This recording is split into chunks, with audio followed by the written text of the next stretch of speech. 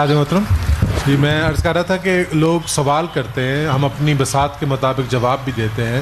کہ ذکر کے ساتھ فکر، تو اس کی کوئی مثال دے کہ ہمیں سادہ طریقے سے سمجھا دیں تاکہ بہت سارے لوگوں کو فائدہ ہو جائے کہ جب ہم ذکر کر رہے ہوتے ہیں تو کس طرح ہم اپنی طرف دیکھیں، کون سی نقائص ہیں جن کو دیکھیں، کیسے ان کو درست کریں، کوئی ایک چھوٹی سی مثال۔ دیکھیں، شیخ شہاب نے قرآن کی تلاوت، شیخ شہاب الدین سہروردی نے کہا تھا کہ جب آپ قرآن پڑھ رہے ہو نا، قرآن حکیم، تو آپ پر دو قسم کی تجلیات کا نزول ہوتا ہے۔ ایک کو تجلی برقی عارضی کہتے ہیں اور کو تجلی برقی دائمی کہتے ہیں۔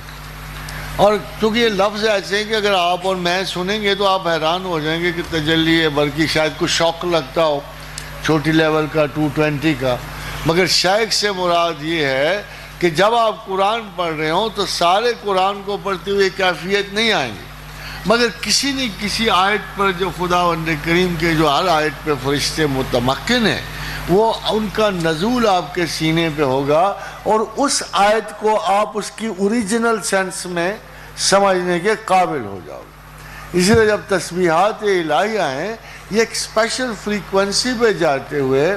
آپ کو ایک ایسی فریکوینسی پہ لے جاتی ہے جو اللہ کی اپنی اسی اسم کی ہوتی ہے۔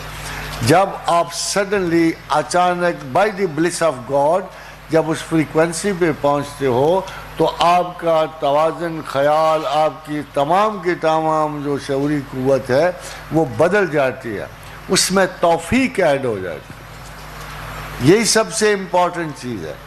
کہ اس میں آپ کی یاد میں